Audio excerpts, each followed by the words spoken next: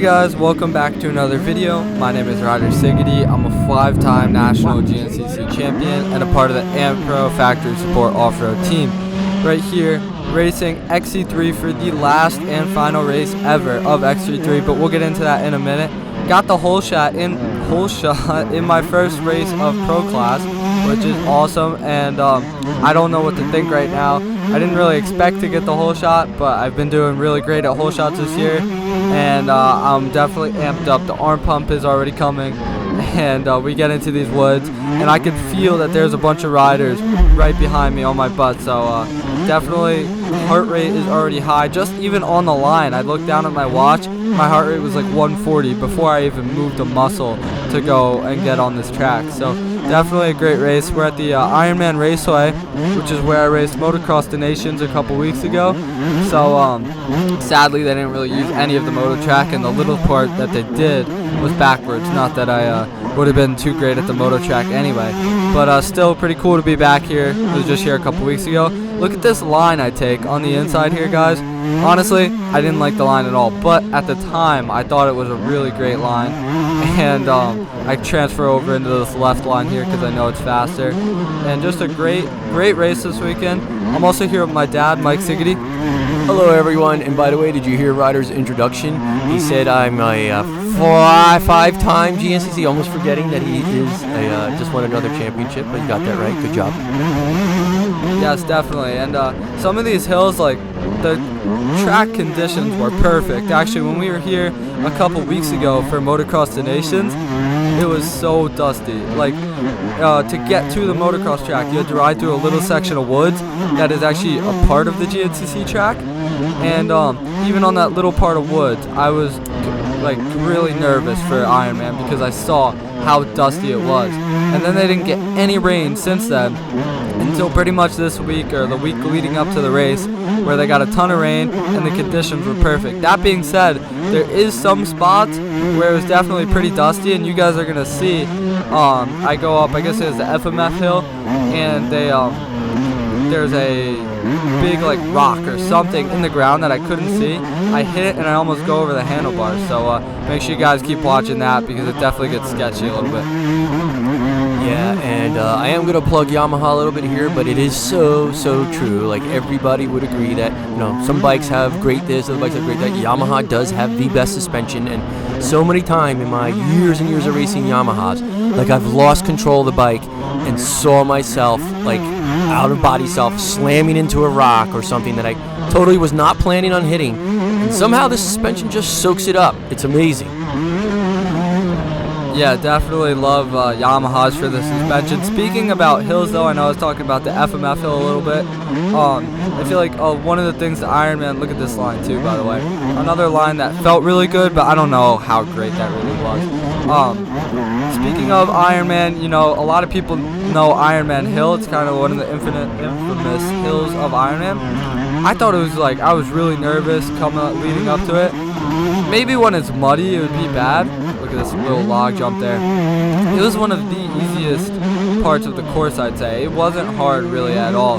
I was able to get up it pretty good, but since it was so easy, it made for a great drag race. Like, I know the kid that I was battling with, Jason Crawford, who actually you guys are gonna see a great battle with me and Jason. Him and I went up this hill wide open, 125 singing on the pipe. It was like drag racing up the hill. So that was definitely really fun, especially when there's so many people there watching and they're all hearing your bikes wide open. My bike was to the point where it was at rev limiter. I felt like that entire hill, just as much power as I could get out of the bike. And also, people were coming up it so fast, so many people at one time.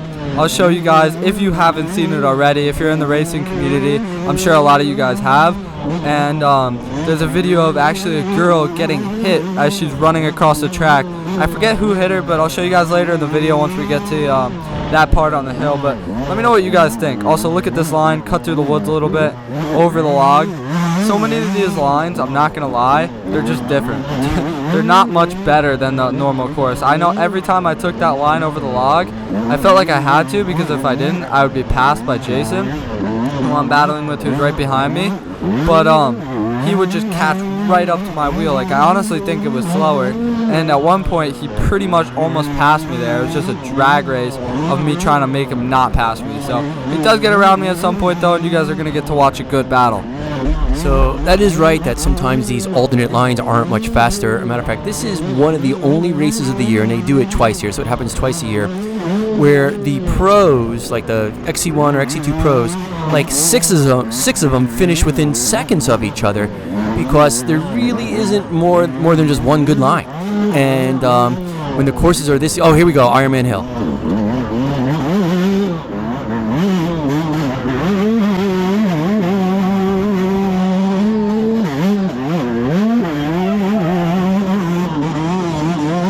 Yeah, that was definitely super great to feel like, wow, that was easy after I got out the first time.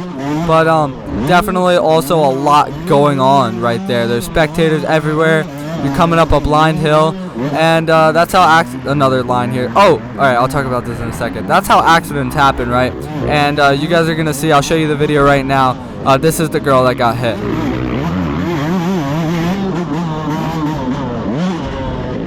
Okay, a lot going on here. We'll talk about that bike that just passed you in a minute, but that girl had to hear that racer coming up the hill. The bike was screaming wide open. That was Mike Witowski, wide open on a 450, and she just wasn't paying attention on where she needed to run, and it's a shame. Everyone's saying she's okay, even though it looked pretty horrific, but it's stuff like that that really raises the insurance on these races. It's kind of a terrible thing, because it's not that people get hurt and they sue, it's that people get hurt, they go to the hospital, and then the insurance company's like, well, who's going to pay for this? Insurance company for their health insurance company, and then they come back after the race insurance. So hopefully it doesn't turn out to be too bad for GNCC. Yeah, definitely. And one thing I noticed is racing A150 all this year, thinking, wow, these. Oh, also this is the FMF hill, which is a different hill. I believe this is the FMF hill, but not too bad. There's a bunch of spectators, a little dusty, so it's hard to see the ground. Yeah, it is FMF hill. Hard to see the ground because there's like silt all over the ground at this part of the track. And look, right here, boom, I get kicked up in the air. I honestly thought my race could have ended right there. I got kicked up and a pretty bad stoppie, but we ended up being fine. But I honestly gained a lot more respect for the XC3 riders that aren't the fastest guys out there on the track, because once these rows behind you catch you, right, let's say the first person in the row behind me catches me, I move over, second person's right there, I move over, third person's right there. So there's only 30 seconds between me and 250A, and some of the 250A riders are really fast, and once they started catching me, right, now I have to go really slow because I have to keep letting these guys go, because by the time I let one go, the next one's pretty much right behind me, if that makes any sense. So there's a lot of waiting, letting people by. Also, look at this good line right here. Do the woods a little bit, cut over. I didn't take the full line here. There it does get a little better, but I don't know why I didn't actually. But yeah, just I gained a little more respect for the XC3 riders after seeing all the people that they have to let go right at the beginning. Down here, we go through this little bridge tunnel thing, is sick, and then somebody revved for me one lap, like going through that, and it kind of scared me a little bit. But go through this mud section here, trying to stay out of it, and we're back on the track again.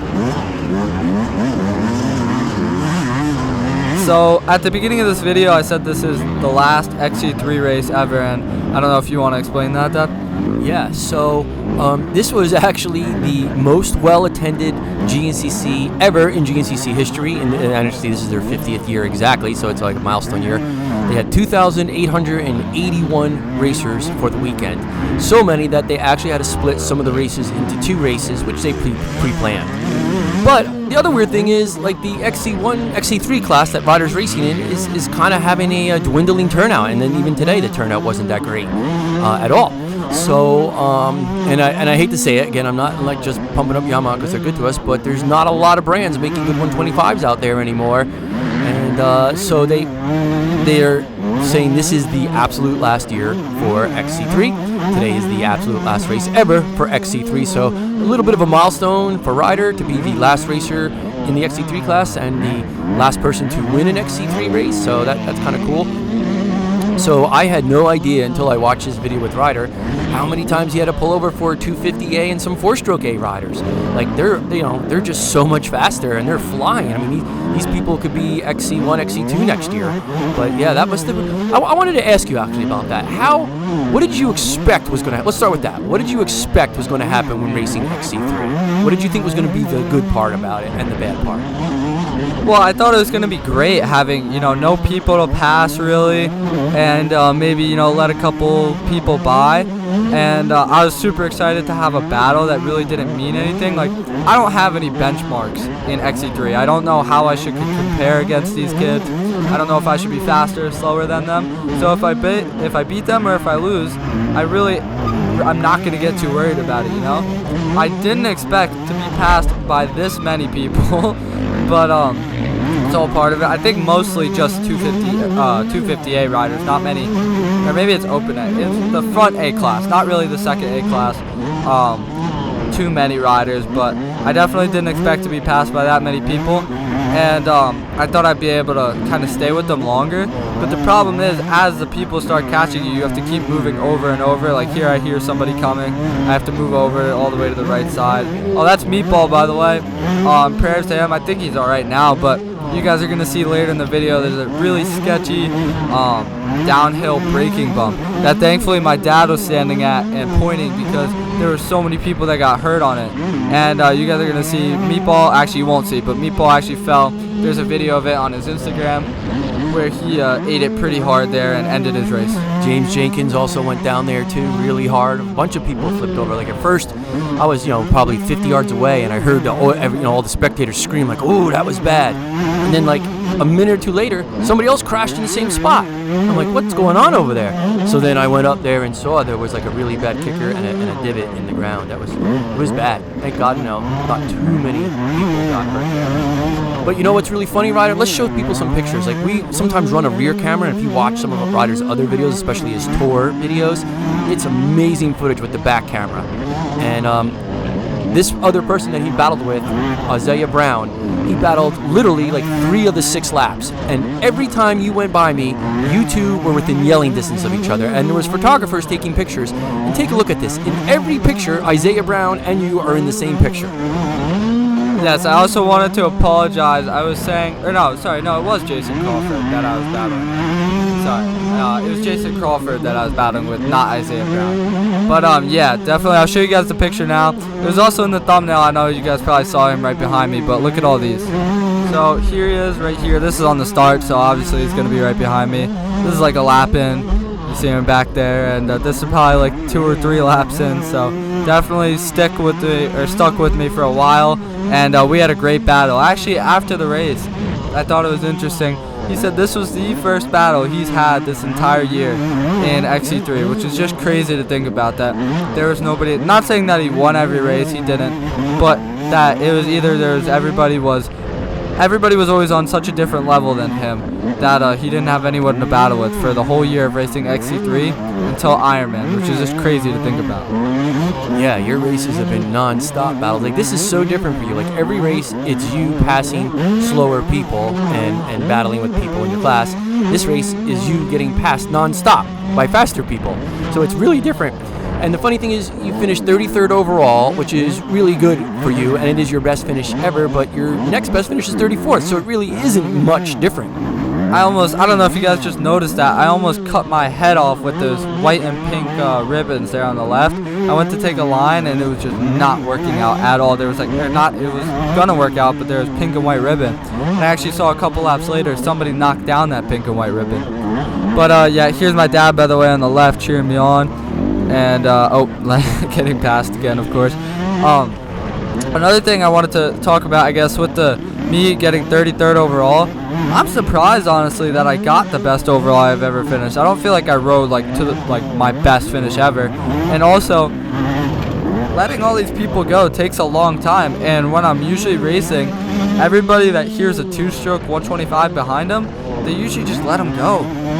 If they started in front of me, because they know that I'm not in their class. By the way, Jigs Fusini, who just passed me, had a great finish this weekend at the J-Day, the Southwick J-Day. I think he got second one moto, battling some really fast. Did he get second one moto? Maybe.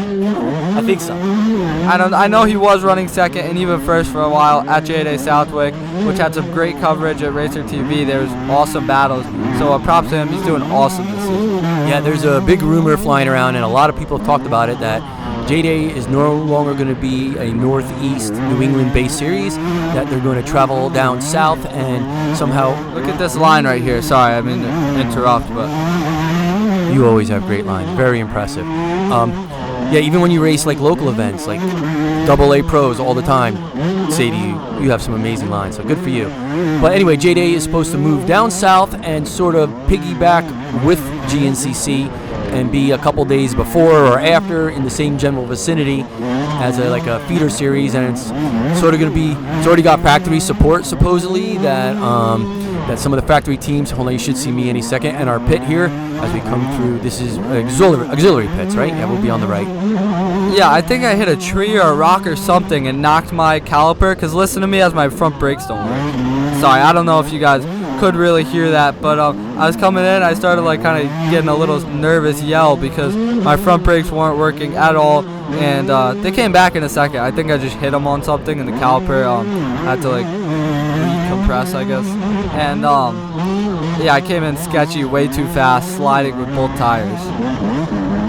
So Ironman is in Indiana. It's our third time this year being here. He just told you we were here 3 weeks ago for Motocross the Nations, which ironically 3 weeks ago it was 104, and this day it's in the 60s degrees. We're talking. Love the shots of going through pit row. That is so cool. I am very surprised that people don't take out these tents or these these pits that all just crash into. But anyway, we're back here at Ironman. We did not have to go. He already won the championship, but our contacts at Yamaha take Ironman very seriously. You'll see not only did he go through the pits in the Yamaha semi, there's another Yamaha semi in the background there. That's an extra one with all the bikes on display and razors and personnel and hospitality. It's a big Yamaha event. So we drove literally 24 hours of driving, which is only 12 each way. Sorry, just before he continues, look at me coming way too fast here, not realizing the track goes left. Went all the way up here, almost got passed for the lead. Yeah, so imagine driving 24 hours, not having to do it in 5 days. And some of this track was so hard-packed that when you came down the motocross track into the woods, it was black from tire rubber. So dark that I'm like, is that pavement? Do they have pavement on the side of this track? It was so dark, it was crazy. There's Ryan Amancio, by the way, guys. He had a really good race until something happened with his bike. I'm not really sure what, but kind of sucks seeing him last lap on the side of the track. Yeah, so there was a lot of mechanical problems in this race, right, Ryder? Like, you passed a lot of these people back towards the end of the race, whether they broke, their bikes broke, or they crashed out, or whatever. Yeah, there was definitely a lot of people had problems, which brings me to a couple interesting facts. So we'll do a couple season recap things here. So this is Ryder's 5th year racing on Yamahas with 0 DNF. So here we go, Ironman Hill again. Yeah, this is the second time. I take the same line, but listen to the bike.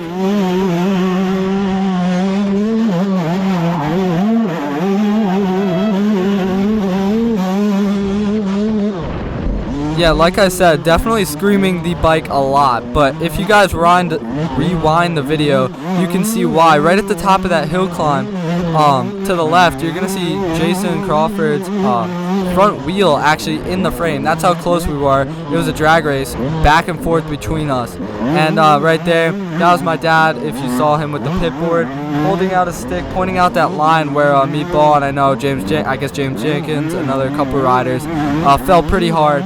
So thankfully, I think most of them are alright, but that's not good. Yeah, I was actually holding that pit ball for everyone. If you were a racer, you might have seen me out there trying to make people not go in that line. Right here, I take a bad line, doubled up by another bad line, tripled up by a third bad line, and after I'd already been passed.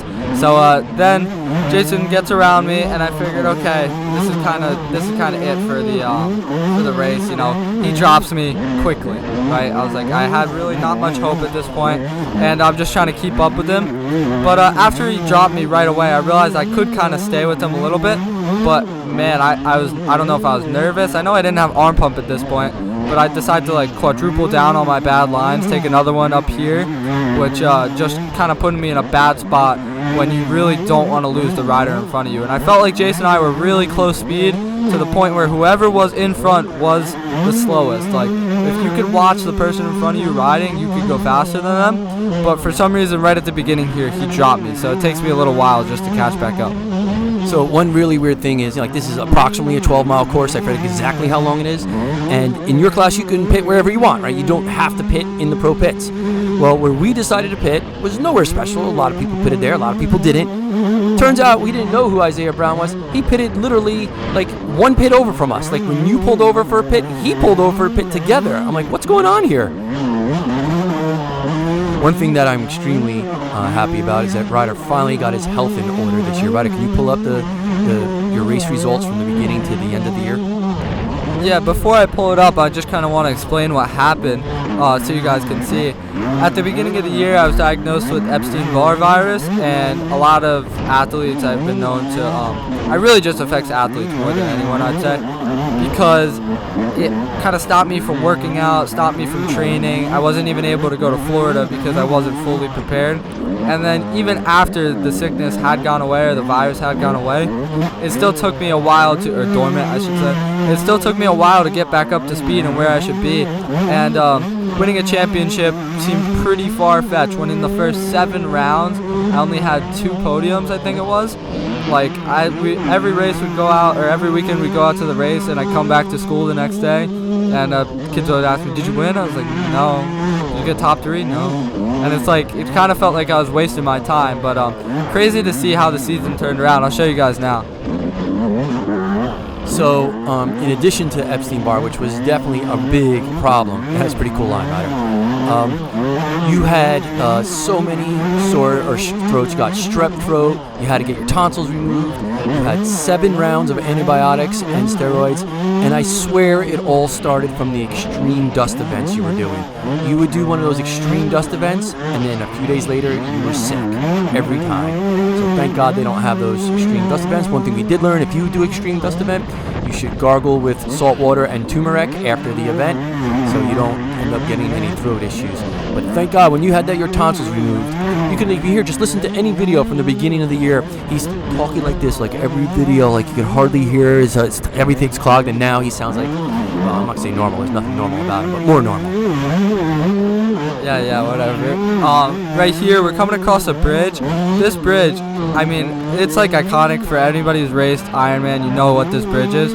But I know somebody ate it pretty bad on that bridge. But it happens every year, and I know I've almost fell. Everybody that's raced Ironman, I feel like, has had sketchy moments on that bridge. Especially youth, when it's nice and like dewy in the morning, so the bridge is super wet. And also, because there's so many racers at Ironman, they usually do one youth race, one morning event, and then one with the woman pro, and then one men pro and all the A and AA and B riders in the afternoon. But at Ironman, since there's so many racers, they end up doing the kids on Saturday and then the adults on Sunday. And I was actually never able to race a Saturday event at Ironman. But it looked pretty cool, and it was awesome to watch these kids as I was going around the track. It was so nostalgic seeing how good they were riding, and like, I don't know, it just brought back a lot of memories. It was cool. Because usually this year I've just been asleep during the 8 a.m. Youth race, so I haven't gotten to really watch it, but it was awesome. It was cool.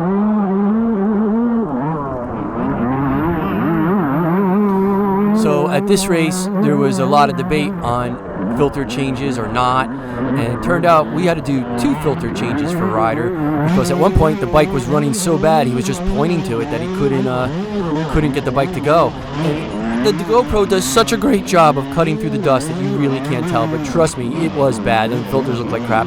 Speaking of GoPro, our GoPro died on us again. We are so done with GoPro.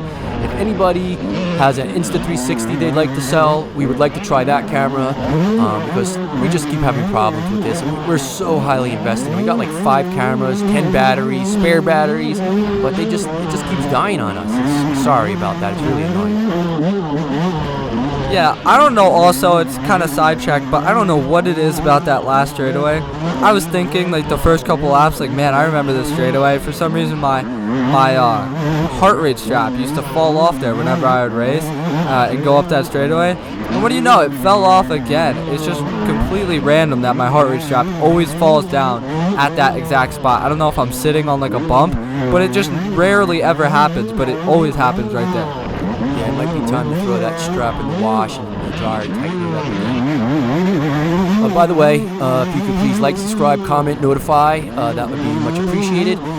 Ryder works real hard in these videos, and our goal is to get views for our sponsors and also make the videos as popular as possible, so that's your way to help out. I know some people ask for donations. We're not ever asking for that, but subscribing and finally really help. Also, guys, I really wanted to shout out VP Fuels before this video ends, and IMS Tanks, because I actually was behind Jason for the rest of this lap until we got to the pit stop, and sadly the GoPro died. I know my dad was just complaining about that, but at the pit stop, Jason and I pull in the same time. I take off the top to my IMS quick fill, plug in the can, and I'm out of there before Jason is even finished. So I was able to make the pass, and crazy how just something like that, those 4 seconds saved or something, can change the complete trajectory of the race, right? Who knows what would have happened if I didn't make the pass in those pits. Yeah, so a quick fill can, the probe, everything that you need to get your bike to go to save, like you said, a couple seconds. This is like $1,500. It's a lot of money, but it made all the difference in the world today, right? Like, he pulled in 2 seconds ahead of you, you pulled out 2 seconds ahead of him. Now you're leading on a dusty day. That's important. Yeah, definitely one of the better parts, like the preparation that goes into it. But it was awesome, and you guys definitely need to get yourself one of those cans.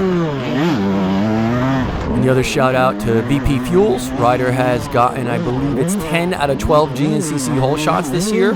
So congratulations to him, and thanks to VP.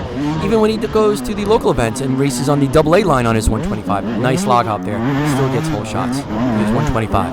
Have I really got 10 out of 12 hole shots? There's actually 13 races, but like you said, I drove to Florida, and he was too sick to fly down, which we had the flight for, and meet me there. I drove to Florida from New Jersey for nothing. Can you imagine if you just went to Walmart to sell something in the marketplace, and the guy doesn't show up? Like, man, I just wasted a half hour, blah, blah, blah. I drove to Florida!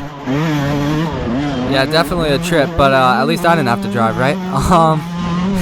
Anyway, guys, the GoPro died pretty soon, so I just want to say thank you so much for watching. Don't forget to check out our other videos, and we'll see you in the next one. Bye. Bye.